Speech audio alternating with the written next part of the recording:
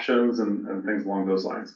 I'm also an OC native, so live in Mission Viejo, a few minutes down the road.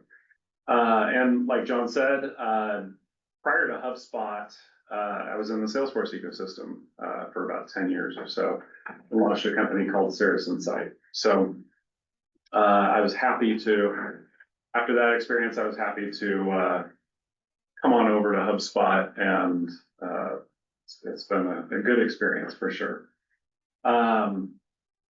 So what is CPQ? So when we first started building Quote Happily back in the day, now Quotivity, you know, we talked to a lot of customers, a lot of prospects, and what we learned first was that everybody meant different things when they said CPQ, if they knew what CPQ meant at all.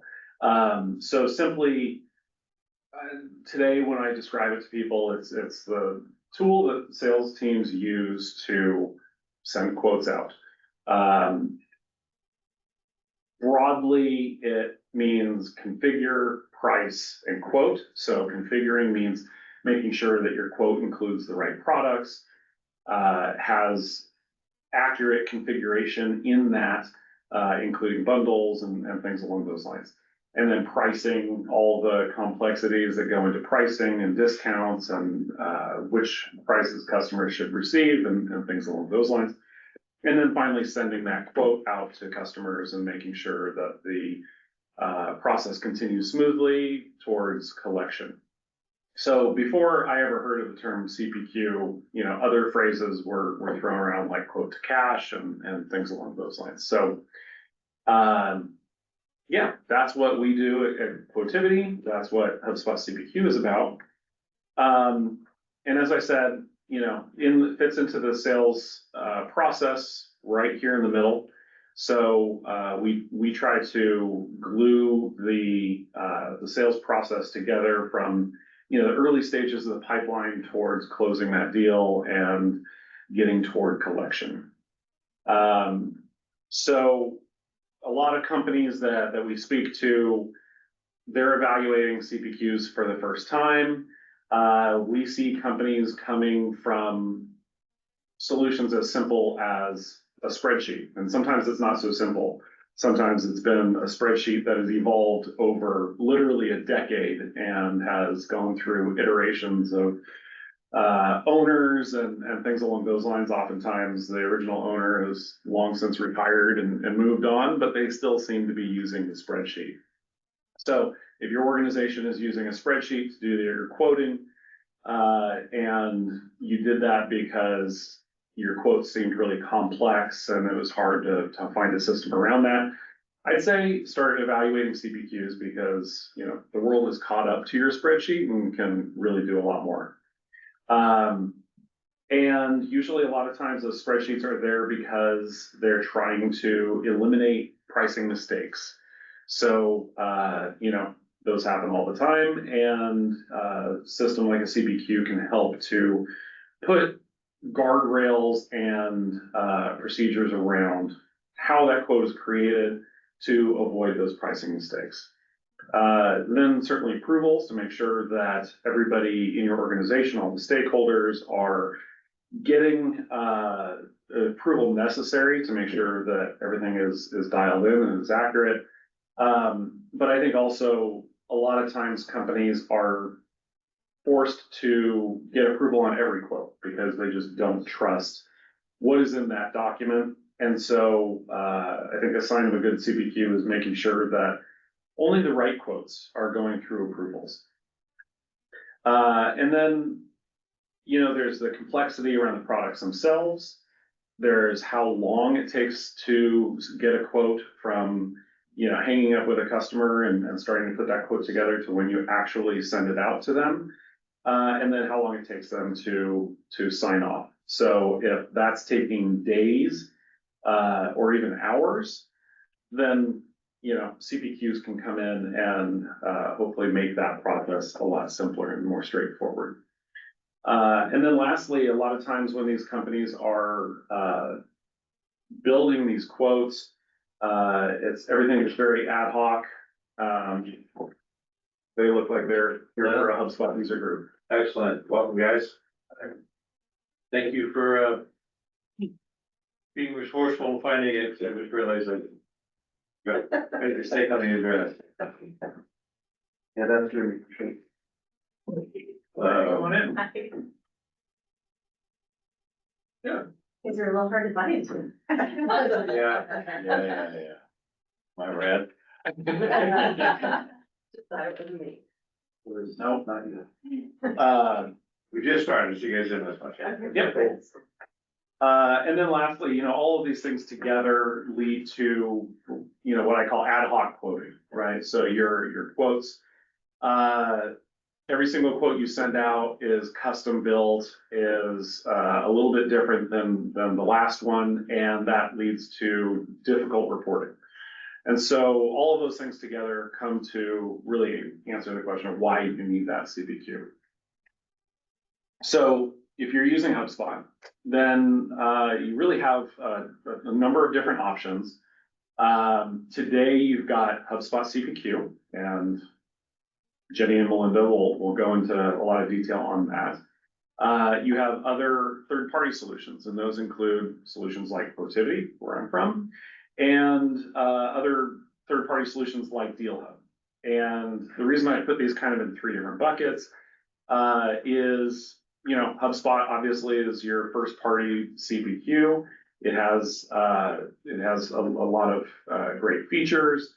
Then in the third-party category, you have products like Quotivity that are what we call native, right? They're built exclusively for HubSpot. They're built to communicate with HubSpot directly. And then you have other third-party solutions that support a lot of different CRMs. They sync to Salesforce, they sync to HubSpot, they sync to Pipedrive maybe, and things like that. And so we like to think, if you've got your team on HubSpot, you need to streamline your quoting processes. Then really you're looking at first party, or you're looking at a product that's built directly into HubSpot. The box here up at the top, legacy quotes. I wanted to call this out because I think earlier in the year, and Jenny and Melinda, keep me honest on this, but earlier in the year when just after HubSpot CPQ came out, there was some confusion around what legacy quotes meant. So legacy quotes is the terminology for kind of the time before HubSpot CPQ, and is basically, I like to describe it as, you kind of have the data model for quotes in HubSpot, but you don't have the CPQ, right? So the quote is still there, but you really don't have a way of using it as a typical HubSpot user unless you're using HubSpot CPQ or a third-party quoting app that can interact with that data model.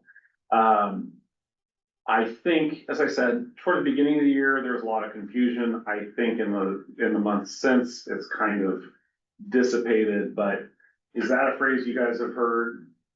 Legacy quotes or anything like that? You guys use any of the quoting tools? Well, we are not. Okay, great, problem solved, like I said. Less confusion now. Okay. So I don't want to, we've got the experts on the call here who will speak more directly to HubSpot CPQ. But briefly, HubSpot CPQ is a new CPQ. They've been putting a ton of resources and investment into it. It's a huge upgrade over legacy quotes. They've got their own quote builder, AI-assisted quote creation, and an agent on the actual quote screen that you send to customers. There are approval workflows. You have some additional pricing flexibility and things like that. And it's part of Commerce Hub. So, or Revenue Hub is the new term. Is that right, Melinda? Yes, we'll be going through the Yeah. rebrand shortly. Yeah, Yeah. great. Does it allow price bundling, like bundling products? Similar to like Salesforce CPQ. So like Salesforce CPQ, Quotivity does. So, and I think, HubSpot CPQ is coming out with some bundle capability, but, yeah, I'm gonna show you, Quotivity bundles in a second here. Yeah, good question. I mean, that was Yeah. kind of the cornerstone of That's- the Salesforce. Like, that's why Salesforce CPQ existed, yeah. Yeah. So, so on the Quotivity side, you know, we, on those three boxes I showed before, HubSpot CPQ and Deal Hub and Quotivity, we are kind of in the middle of that spot. So if you are, large enterprise looking to, that has, several different product lines, complex SaaS, things like that, you might, want to go for Deal Hub. It's very expensive. HubSpot CPQ is great in many circumstances, but when it comes to complex pricing, configurable products, a lot of detailed quote automation and enforcement of detailed policies and things along those lines, that's where we come in. And so we focus on manufacturing and technology companies. And as I said before, we are native to HubSpot, which means that we are built on the same data model. All of your data stays in HubSpot, and we're reading from your product library. We're writing to quotes. We're writing to deals. All of that stuff, all the time, right? So truly native in that sense. So could I jump off and give a quick demo? Any questions before I do that? No? Okay. Just real quick, actually, what industry do you Yeah, guys in? great. Yeah. Take this opportunity for a quick intro. Small business, home services. Great. Jeff Shear, I'm I've had a long career in Salesforce and looking to transition over into HubSpot consulting. We can relate to that. Yeah. Come on over. The water's warm. Who were you working with on the Salesforce side of things? I've mostly worked for like tech companies for the last 10, 15 years. Most recently for a company based in Australia that does product like network as a service. Okay. Cool. Rachel Nelson, small company technology. Great. And I'm with a paint manufacturer, then Edwards Corporation. Yeah. Awesome. Not a Great. small company, big one. Yeah. And Jenny, Melinda, can you still see my screen? I'm looking at a price book screen. Yes, I can. Yep. Great. Okay, so this is the Quotivity Studio. This is the admin interface where you're using, where you configure Quotivity. As I said before, we are built into HubSpot, but we add layers on top of it that allow you to get that complex pricing, complex product configuration experience directly in HubSpot. Okay, so your admins, your revenue operations team, your sales operations team would come in here and configure all of this. And then I'm going to show you on the flip side, inside HubSpot, kind of how this comes to light. But a couple of things, I'm not going to spend a whole lot of time in here, but a couple of things I wanted to highlight here is this is a price book.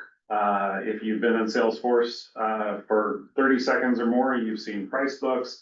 And we are introducing that here. And a price book is basically, you can think of it as a separate set of prices for your products that you can apply in different circumstances. So if you've got resellers and distributors and wholesalers, you can give price books to each one of them, which allows you to customize the pricing for each of those organizations separately. So we let you do even down to a company level, so you can say this specific customer has this pricing and so on.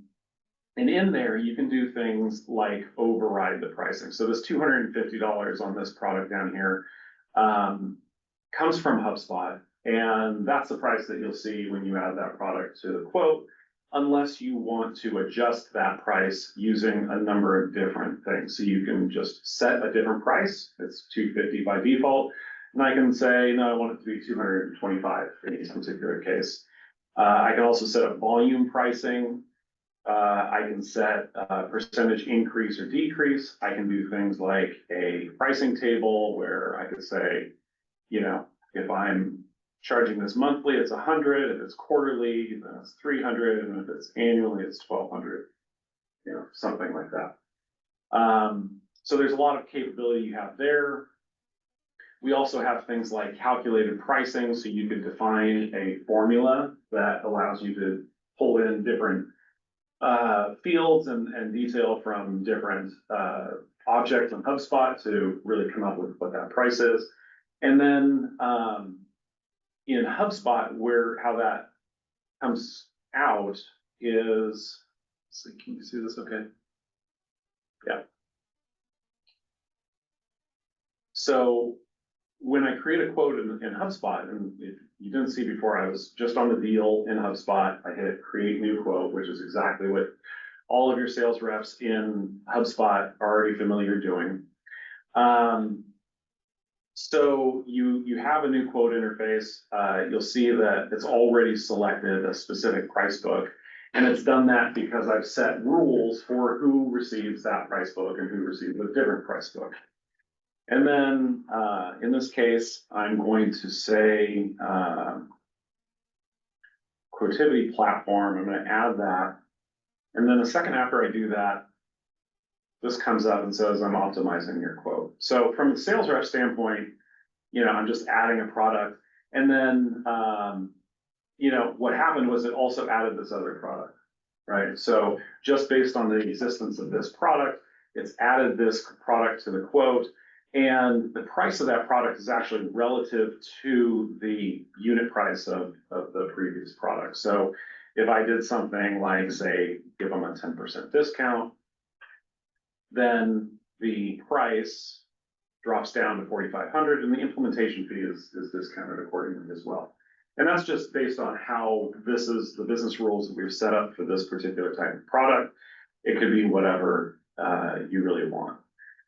So one of the other things that a CPQ is really good for is putting guardrails around your sales reps. So you want to give them some flexibility, say within a certain discount range, and I can do, say, up to 10% is fine. I don't need any kind of approval, but as soon as I go up to 15%, it's going to require approval from Brian in this case. And, you know, if I went to say 25, second later, it says, wait, this is going to actually require even more approval. It's going to have to go up to the CFO. And then, you know, if I'm feeling really generous and I want to give a 35% discount, we go, hey, do a better job. Bring that discount down. You can't send this quote out at this discount level. So simple things like that. I like the nasty gram message there. Right. People seem to relate to that pretty well. So you were asking about bundles earlier. So if you've ever, a really simple example, you know, a MacBook Pro. So if you've ever gone to the Apple website or you've gone into the Apple store, you know, there's a lot of different options that you can choose to really configure that product exactly the way you want it to. So by default, this MacBook Pro, I just added this 14-inch space black MacBook Pro, and the default price is $2,099. And this is the standard configuration. It comes with a standard display, 16 gigs of memory, 512 storage, and this power adapter. But if I want to, I can just switch to a nano texture display. So this is an upgrade to this display, and it's going to cost or add $250 to that bundle. So now that's on my quote. And we see that upgraded now, the upgrades total $250, and the bundle net price is now $23.49. And I can do that for each one of these. And the specific upgrades that are available depend on the previous selections I've already made. So you can get quite complicated in really how that product is configured and what the sales rep's experience is. Which means that your sales reps, even though you have a very complex product, their experience is much more streamlined and it's harder for them to make mistakes.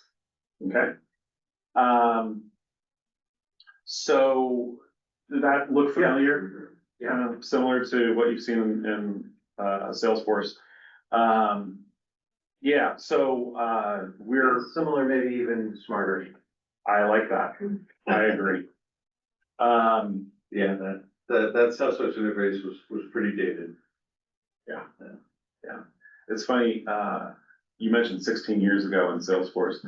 My first project in Salesforce was building a CPQ, that is still out there, and I'm afraid there's probably still some of my code from 16 years ago. Still running behind the scenes, but, yeah, that was a minute ago.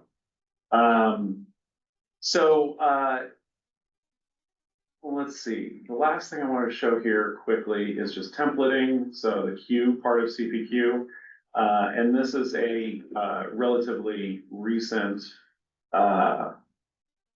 addition that we made, is the ability to create and customize templates directly in Quotivity.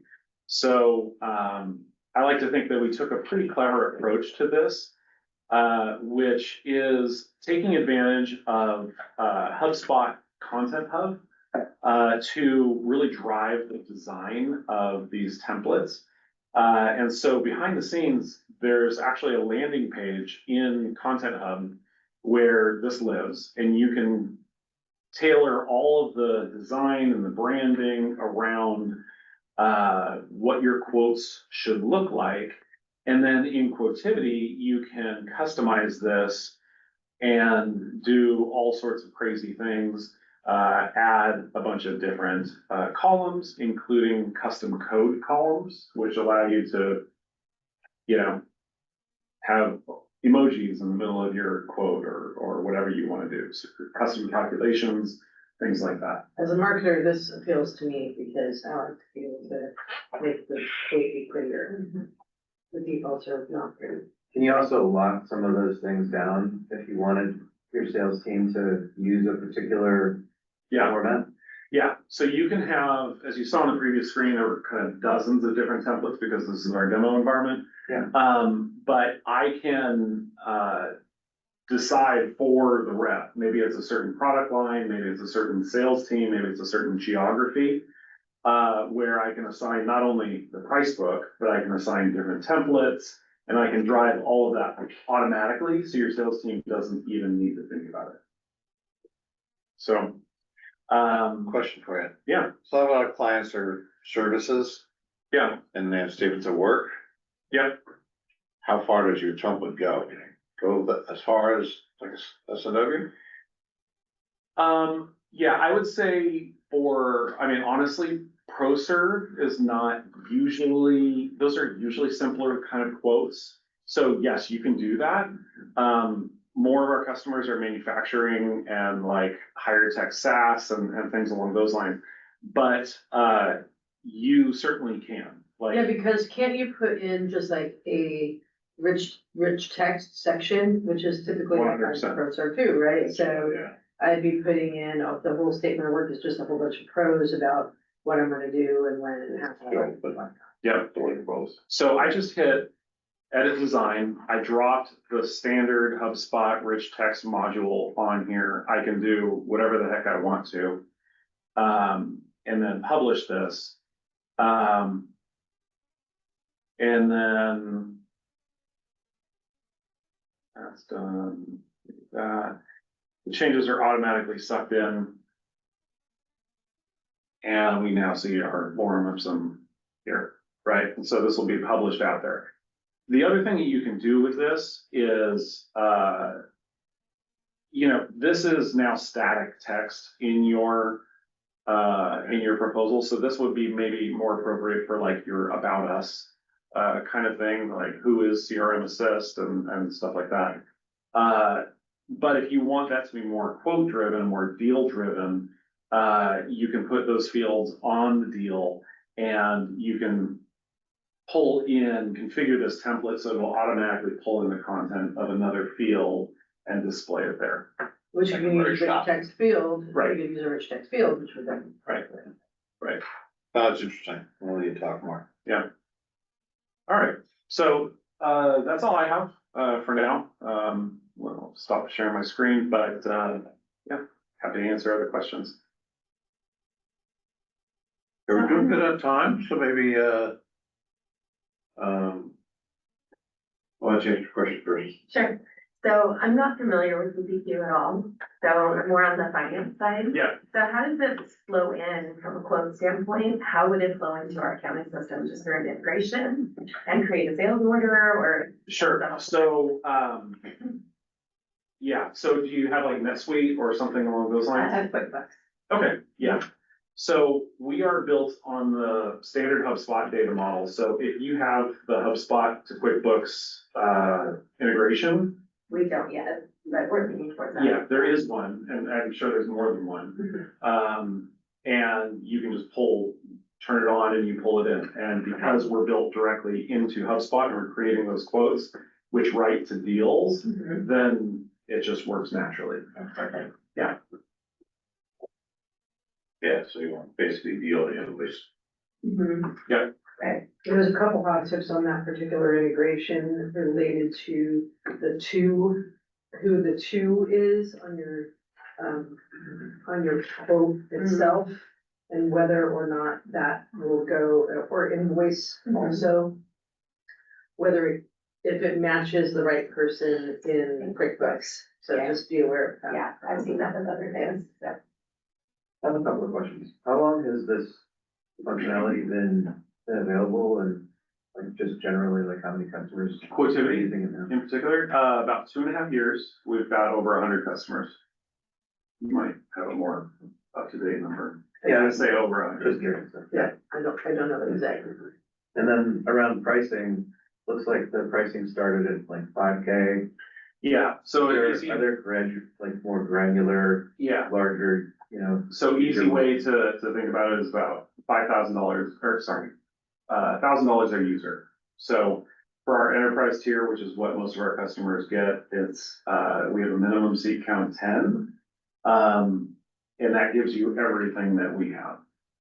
We also have Pro at 5,000, which has more of the policy enforcement kind of features, but doesn't have the quote automation kind of capabilities. And that starts at 5,000 for 5 users. Got it. So rule of thumb. Yeah, Like, rule of thumb is $1,000 a user per year. Great. Since you guys missed intros, so Jenny's a product manager at HubSpot, for the billing platform. So, you know, the natural evolution, especially from the Salesforce world, remember, it started CPQ and then it went billing. And then the whole thing turned into Revenue Cloud, which is a whole close to cash, right? Haven't even used revenue plugin. Right. So this is the billing side. So this is contracts and billing that Jenny's gonna talk about. Perfect. Okay, so I'm going to actually walk you through the end-to-end flow. Just as a heads up, we do actually have a few features being rolled out actually this month. So first off is the contracts GA, where we're going to be rolling out contracts on June 8th. We also have the connected CPQ, billing and payments public beta, which is going to be released on June 16th.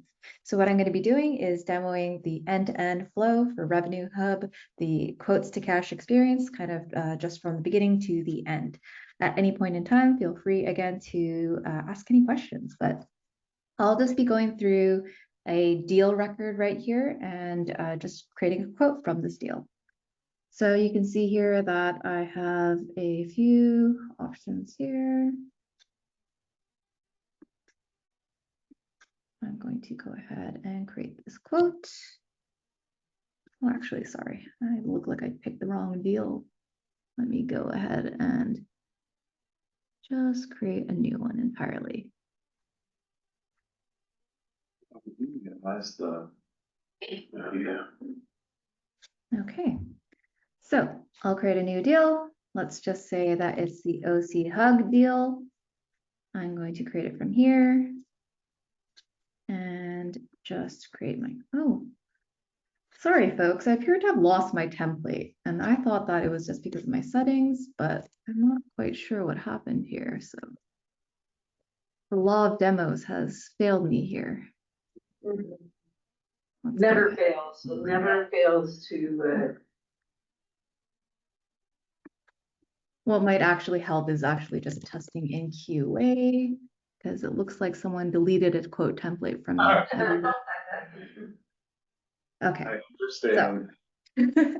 Let's go from here. And all right, so I'm creating a new deal here. Let's say that this is the OC Hug deal. I'm going to go ahead and create the quotes. And because my quote template is pre-populated with some line item information, some of this information will be pre-populated for me. A few key things to note here is that I do have the option to collect a PO number. I can either set the PO number directly here, or if I would like my buyer to be able to edit this PO number, this basically ensures that any invoices that are generated from the contract that's created from this quote will be able to just kind of cascade down that PO number. So again, no manual invoice entry, which is very convenient. I can also make sure just to add a buyer here. I'm going to add Frank. All right, I'm also going to close this as well. There we go. And a buyer company. All right. So now I've selected the buyer company as well as the buyer contact. In doing so, I've actually been able to trigger my automated sales tax as well. So all those tax calculations based on the line items will be calculated for me, no manual math required. What's also super interesting is that with the new quotes to cash flow in the new connected experience, we do relax the billing flexibility here.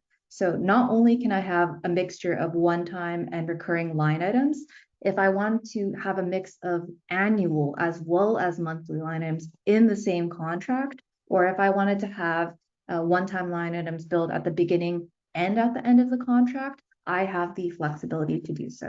So let's say that I want my on-site visit to be billed 24 months from now. I'll go ahead and do that. And if I did want to just change any of these again to annual, I have the ability to do that as well. But for simplicity's sake, we'll keep it like this. The values are being updated, and you can see I also have my total contract value. So that is convenient for me as well. For payments, I can either go through automatic collection or manual collection. You can think of automatic collection as auto pay, and manual collection, you have a few options. If you wanted to do all of your payments through an external system outside of HubSpot, I could just turn off online payments. That basically ensures that the invoices are sent out, but I could pay via cash, through checks, whatnot.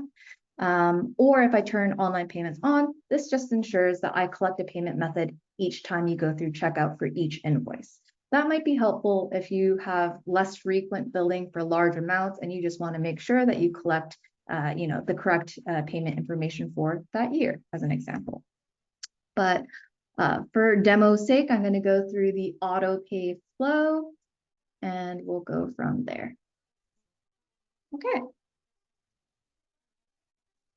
So. What percent of the food line? That's cool. I haven't seen that. It's new. Hey, one of those things on the payments that you just went past there, is there a way to split payments, like pay me now and pay me later, or pay with 2 different credit cards or anything like that? Both payment plans as well as milestone billing are going to be coming later this year. We do have other functionality as well. For example, partial payments on select invoices through the quoting flow, though it's just not there quite yet. But if you just wait a few months, you'll probably see it coming up. Okay, and then the second part of that question was split payments, like pay half with check and half with card, or 2 different cards, anything like that? So right now, you could see in my quote that I had the option to collect via ACH or via credit card as an option. If you wanted to swap between the two, we're going to be adding that functionality as well. But if you wanted to process payments towards an invoice, so I could have a manual collection quote that creates a manual collection contract. And then for each of those invoices, I could process different payments toward it. So that is Basically having to reissue an invoice if you wanted to take two different payment types. Okay. So yeah, you can see here that I also have, I guess, this quote. So we are going from the perspective of kind of an admin within HubSpot who's selling to a customer. And I will now pretend that I'm Frank, the buyer here. So as Frank, I know that I have my PO number that I'd want to have just populated on this quote and applied to all future invoices. I can see the total contract value here. This is a 24-month contract. I could also have made it an evergreen if I wanted it, and whatnot. So I can see that, again, the payments options here, credit card or ACH. I'm going to accept the quote. Again, I actually, for demo's sake, made this so that I did not require approvals, but we do also have an extensive approval process if you do desire that. You'll see that this is somewhat new. There was a loader indicating that a first invoice was being generated. So as the buyer, I may not be the payer for this quote. And you want to make sure that you have a nice little handoff to ensure that you don't have, this unpaid invoice or unpaid contract just floating around in someone's emails. So this helps kind of facilitate that process to indicate that there is a next step, an action item outside of just accepting the quote. So if Frank had the company credit card, Frank would have the option to pay now. Alternatively, Frank could copy over this invoice link, send it off to the accounts payable team as an example. So kind of pivoting now to the accounts payable team perspective, I receive an invoice and I can see that it is for June 4th. It includes all these different line items and I see a total. So I can choose to pay now. And if this was a future dated invoice, I could schedule the payment as well as an option. I see because this is, again, an auto pay collection method, not only what is due now, but also what is due in the future. So this section just includes what's due today. And this section includes all the future dated recurring as well as one-time line items. So I have a fake credit card right here. So I'm going to go and put that in. And I will click pay now. Okay, so my payment was successful and my journey here as the buyer and payer is complete. But the journey is not so much complete from the admin user here. So let's actually navigate. I can either go from the quote index page to look at the associated contract, or I could actually navigate to the contracts index page as well if I so wished.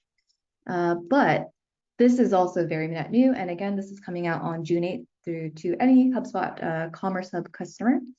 You can see here that I have a contract.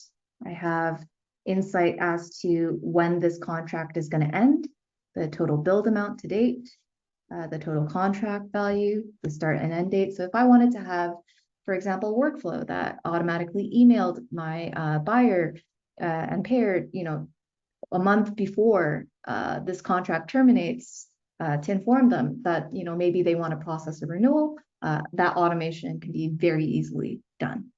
I also get some great metrics here. If I actually refresh this page and allow that payment to trickle in, you'll actually see that I have a progress bar that indicates not only how much I've collected to date, but also how much is remaining. So that is handy dandy, just so I can see, where I am in this contract itself. As line items get, past their one-time billing date, so maybe on June 5th, I would see these current and upcoming line items drop off into the all line items tab. So this would only show you what's kind of relevant for you today. But I also get this billing schedule. So if you've ever fielded questions from folks saying, what's my invoice going to look like 1 year from now? Or how are my payments going to evolve over time? you can not just, project that, but actually be able to confidently tell them, well, your May 4th, 2028 invoice, as an example, will be for $146.90. Okay. So the other nice thing here is that I have just a complete overview of all the line items that are billed for each billing schedule entry, the invoice status. So for example, if my customer paid invoice 1, 2, and 4 for whatever reason, but didn't pay invoice 3, I'd be able to track that all right here. Any questions thus far before I kind of go deeper in? These line items, when you skipped over that part with the deal to the quote, like you just added those onto the deal or what? Oh, you could do it either way. You could go have line items on the deal. They'll be pulled into the quote and applied to the quote template. My quote template itself, I could have a custom one saying, oh, this is the one that I just use for all of my routine deals. Those can also by default have line items on them as well. So either or a combination of the two. Okay. Is there a way to check warranty for hardware? A way to check warranty. Did you mean being able to add or, to track like whether a warranty is applied or not? Well, if you had a warranty line item, for example, you could, note that it is currently active, and if it drops off, it'd go into the all line items. So you could check for any associated line item, and that is actually within the same, period. Oh, it could be $0 there, right? Yeah, that's what I'm thinking, because right now it's integrated into the item itself. Yep. So we need a way to track it when it's gonna end. It's a good idea. And you mentioned renewals, which I guess could affect warranties too. So how to track renewals?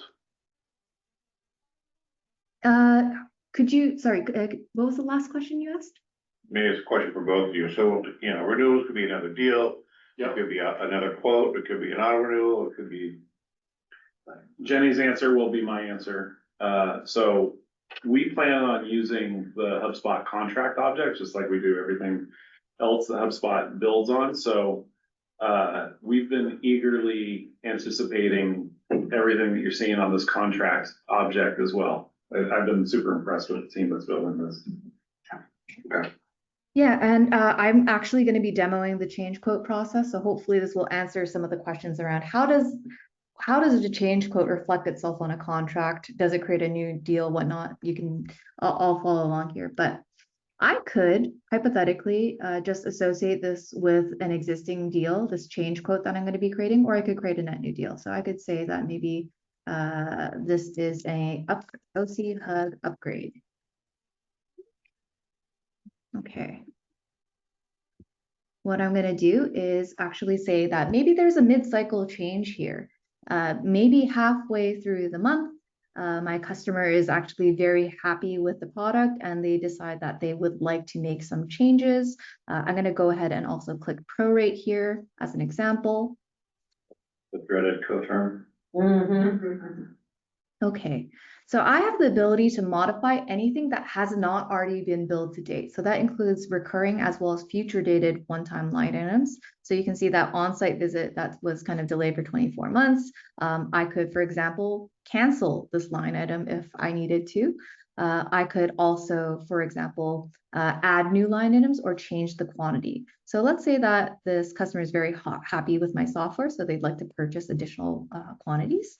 And let's say hypothetically that they've actually realized that they don't need support and that they'd like to remove it. I'm happy to do that because, again, I think the cross-sell motion here of being able to increase the software license is balancing out. Maybe I'll add a little bit of a discount here as well to kind of reflect the change here. I can see the total contract value change, where previously it was $3,670 and now it is $7,165. And I also see a prorated adjustment. So if I hit save right here, you'll see a little bit more of what I mean. So because I did a mid-cycle change within the middle of the month, there's obviously kind of a refund for the unused amount and then also the charge for the change in quantity or price. So you can see that reflected here. And this is kind of what the customer is going to see. So I get a preview of exactly what's in the change quote. So again, you can think of the initial quote as that initial agreement, the change quote as the delta view or what has changed from that initial agreement. I'm going to, again, hit share. Okay, and again, I can just copy this link. Pretend I'm Frank again. And I'm looking over this quote. Okay, so again, I see here that I've canceled my premium support, that my software license has increased from a quantity of 1 to 3, that there's obviously some different taxes and fees that are applied, and I'm relatively happy with this, so I'm just going to go ahead and accept. Because I already collected, this was again an auto pay contract, and this is a change quote, and Frank is going to go ahead and approve that. It actually just says that payment's already been set up and completed. I'm not going to require you to resubmit it if you don't want it. So this is great. Again, if the customer also wanted to change their payment method, you could, again, navigate back to the contract and do that as well if you so wished. But you can see here that previously that green bar was a lot chunkier before, but because the contract value has increased, and again, this is net collected, so exclusive of taxes and fees, you'll see that the payments tracker bar is represented in a much smaller amount, but I have a full history here. So I can see if I scroll to the right, the prorated time periods, all the math is done for you. You feel confident here that you've gone from a software license quantity of 1 through 3 of canceled premium support. The math is done for you. And similarly, I can see that a contract change was effective will be effective on June 25th. And this is kind of what my next invoice is going to look like before, again, my future invoices also are increased as well. Okay. And again, so that change quote modified the existing contract. But if I did a renewal, it will create a net new contract. So if I wanted to just keep, extending this contract out, I could, keep moving these line items out or extending them. If I wanted to just, again, have a fresh contract though, I can just pull in the line items. If I create a renewal quote, it'll pull any recurring line items that are still being billed at the end of the contract into the net new contract. So again, mitigating any manual data entry and just making this process hopefully a lot easier for folks. Okay. Great. All right. I have a question on sales tax. What is used as the back end for sales tax? For sales tax, that is actually a question for the AST team, but to my knowledge, that is using Stripe. So it is using the company location and country code and zip code, and then estimating taxes based on your product library. So your product library, you'd have tax categories. So you could say, this is just like general, goods versus, oh, this is actually a SaaS subscription. And based on the location and the tax category for the line item, that is how the calculation is done. It also looks into if you are working B2B or B2C as well. Does it allow for tax exemptions as well? We have a lot of customers that are exempt for resale or government. I should absolutely know the answer to this, but I unfortunately do not. So I can definitely make sure to check in with the team and actually get an answer for you on that one. I think it does. Okay. I'm not 100% sure either, but I was just looking at the docs for this morning, but yeah, I think it does. Like Jenny said, it's using Stripe behind the scenes, and I know Stripe has that capability, and pretty sure it does. Yeah, I know it depends on the platform that you're on with Stripe. So. Well, yeah, I don't know that I can answer that either, but I think the nice thing about using HubSpot payments for that is that HubSpot is your interface to Stripe, and they're taking care of all of that for you, and you don't necessarily need to have all of that configuration already set up in Stripe for you. Right. Okay. So, I don't know, Jenny, And you did I can answer use that? HubSpot payments or bring your own Stripe as well. So if you did have like an existing Stripe account, again, you could just integrate it very easily or smoothly into your existing HubSpot experience as well. Okay, great, thank you. Okay, and I think I probably exceeded my allocated time, so I apologize deeply, and also for the demo shuffle in portals earlier, but No, that was great. Thank you very much. Anybody else have any questions for Jenny? All right, Jenny, well, thank you very much. We'll let you go. thank you very much. Have a nice day. Take care. All righty,